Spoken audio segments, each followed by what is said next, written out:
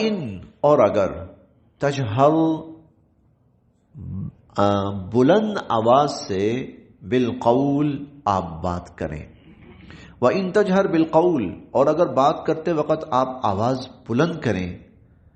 فَإِنَّهُ بے شک وہ تو يَعْلَمُ جانتا ہے السِّرَّ خفیہ وَأَخْفَى اور بہت ہی باریک تر بات کو بھی. وہ تو آہستہ کہی ہوئی اور بہت خفیہ اور چپکے سے کہی ہوئی بات کو بھی جانتا ہے. اللہ وہ اللہ ہے، لا الہ الا ہو اس اللہ کے سوا کوئی معبود نہیں ہے. لہو اسی کے ہیں الاسماء الحسنى اچھے اچھے نام.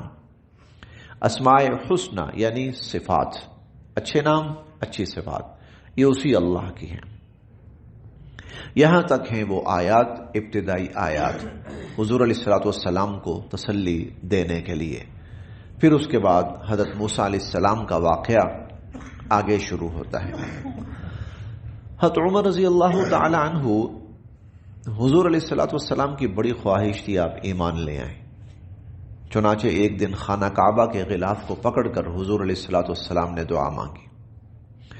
اللہ عمر بن خطاب اور عامر بن حشام جس کو ابو جہل کہا جاتا تھا، ان دونوں میں سے اللہ کسی ایک کو ایمان کی توفیق نصیب فرما. اور الفاظ تھے اعز الاسلام، اسلام کو غالب فرما، اسلام کو قوت نصیب فرما، یا تو عمر بن خطاب کے ذریعے یا عامر بن حشام کے ذریعے.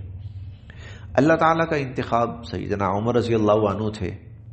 اچھا یہ اسی وقت نہ یہ حضرت عمر نکلے ہیں گھر سے.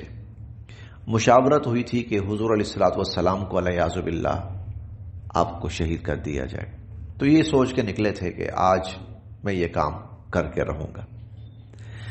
راستے میں گزر رہے تھے تو ایک شخص نے ان کو کہا کہ حضور علیہ الصلوۃ والسلام کی خبر تو بعد میں لینا، پہلے جاؤ ذرا اپنے گھر جا کے دیکھو. کیا ہوا؟ کہا تمہاری بہن اور تمہارے بہن وہی وہ دونوں ایمان لا چکے ہیں. اچھا.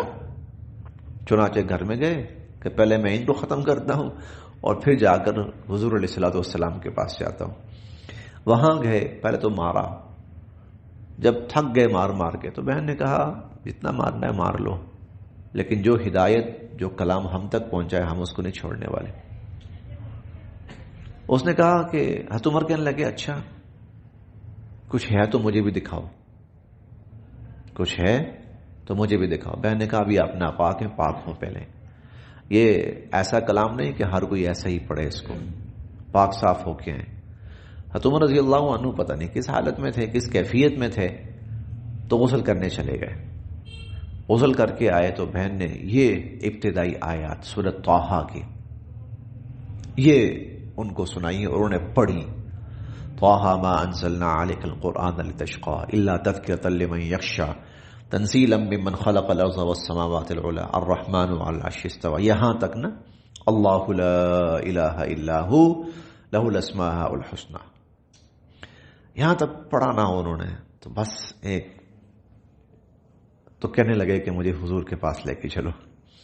چنانچہ حضور علیہ الصلوۃ والسلام کے پاس جب لے کے پہنچے تو حضور علیہ الصلوۃ والسلام نے اللہ کی طرف یوں آسمان کی طرف چہرہ اٹھایا اور فرمایا کہ اللہم ھذا عمر اللہم اعز الاسلام بعمر بن الخطاب. اے اللہ اس عمر کے ذریعے اسلام کو غلبہ نصیب فرما. اور پھر آپ نے فرمایا عمر کلمہ پڑھ. وہ ایسی کیفیت تھی، وہ جب سے چلے تھے نا تو فوراً حضرت عمر رضی اللہ عنہ ان کی کایا پلٹ گئی، انہوں نے کلمہ پڑھا، مسلمان ہو گئے.